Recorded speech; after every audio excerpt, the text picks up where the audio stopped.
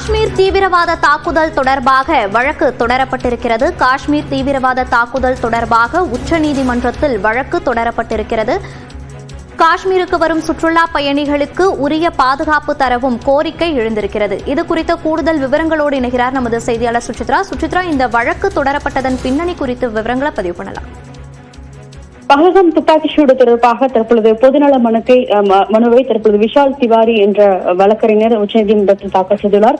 மிக முக்கியமாக காஷ்மீரில் இருக்கக்கூடிய சுற்றுலா பயணிகள், அங்கு வரும் சுற்றுலா பயணிகளுக்கு உரிய பாதுகாப்பு வழங்க உத்தரவிடக் கோரியும், அது மட்டுமல்லாமல் ஜூலை மாதத்தில் தொடங்க உள்ள அமர்நாத் யாத்திரையின் பொழுது முழு ஏற்பாடுகளையும், குறிப்பாக பாதுகாப்பு ஏற்பாடுகளை கடுமையாக செய்ய வேண்டும் என்ற ஒரு அசம்பாவிதம் நடைபெற்றக்கூடாது என்ற ஒரு உத்தரவாதத்தை மத்திய அரசு வழங்க வேண்டும் என்ற ஒரு கோரிக்கையை வலியுறுத்தி இந்த ஒரு மனுவை பொதுநல மனுவாக அவர் உச்சநீதிமன்றத்தில் தாக்கல் செய்வது குறிப்பிடத்தக்கது. இன்னும் சற்று நேரத்தில் தலைமை நீதிபதி சஞ்சீவ் கண்ணா தலைமையிலான அமர்வில் அவர் இந்த முறையிட்டு இந்த வழக்கை உடனடியாக விசாரிக்க வேண்டும் என்ற ஒரு கோரிக்கையும் அவர் வலியுறுத்தியுள்ளார். மிக முக்கியமாக சுற்றுலா பயணிகள் மற்றும் அமர்நாத் யாத்திரை செல்லக்கூடிய அந்த யாத்திரிகளுக்கும் எந்த ஒரு பாதிப்பும் ஏற்படக்கூடாது, அவர்களுக்கான பாதுகாப்பை உரிய முறையில் ஏற்படுத்தி தர வேண்டும் என்ற ஒரு கோரிக்கையை உத்தரவாக பிறப்பிக்க கோரித்தான் இந்த ஒரு மனு என்பது உச்சநீதிமன்றத்தில் தாக்கல் செய்யப்பட்டுள்ளது குறிப்பிடத்தக்கது.